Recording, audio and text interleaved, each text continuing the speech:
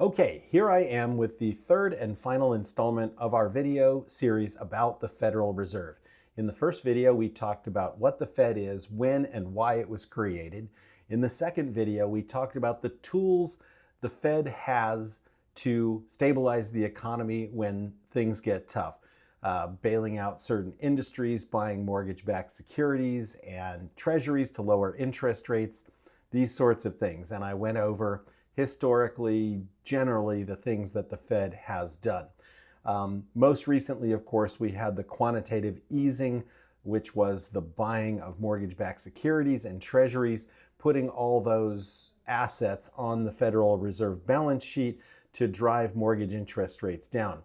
The positive effect that that had, of course, was to lower borrowing costs, stabilize the economy, at least in the short term, and increase liquidity. So the potential negative side effects of these most recent actions and past actions, of course, are creating asset bubbles and potentially creating wealth inequality and creating long-term inflation. So I don't think anyone will argue that the lowering of mortgage interest rates definitely helped to drive up the cost of homes.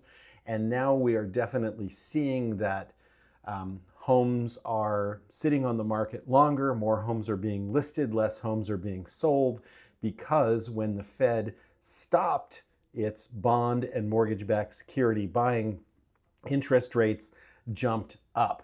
So let's take a look at the Federal Reserve balance sheet here and how it has changed over time. Okay, so this is a graph of the Federal Reserve balance sheet, and we have it set to all time here. You can adjust this graph to 1 year, year to date, 6 months, 3 months, and we will drop the link in the comments so you can go check this out yourself.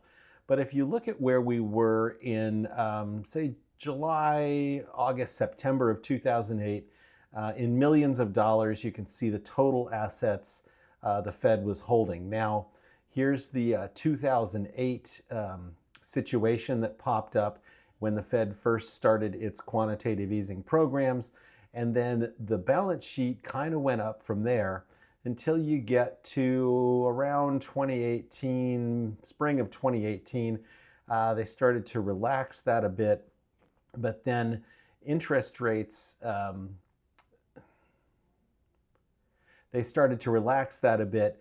And then as you get into 2019, and 2020, you can see that they really ramped up their activity again in stacking their balance sheet with mortgage-backed securities, treasuries, and other assets. And here we are at 7.9, 7.1 trillion, all the way up here to 8.9 trillion in June of 2022. And this is when interest rates spiked up again as the Fed stops buying these assets and starts shedding them, and their balance sheet goes down all the way down to 6.7 trillion.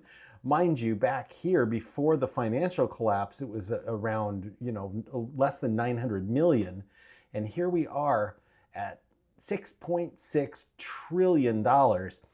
And if you don't think that has a diluting effect on the dollar, then well, I'm not going to argue with you, but the essentially printing of all this money has a diluting effect on the dollar, creating long-term inflation. So the Fed is trying to manage a lot of complicated situations, and of course, events happen and they jump in and try to save us.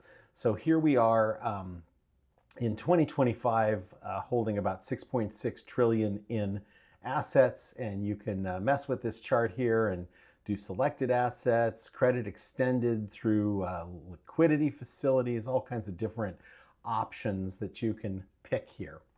So as you can see, the general impact of the most recent actions have been initially lower interest rates, and then as quantitative easing ends and quantitative tightening begins, we see interest rates spiking up. And of course, this definitely leads to lingering inflation, public skepticism, and at least, if nothing else, perceived wealth inequality. So that, in a nutshell, is what the Federal Reserve is, what it does, and the impact that it has had Particularly, of course, we're focusing on mortgage interest rates here.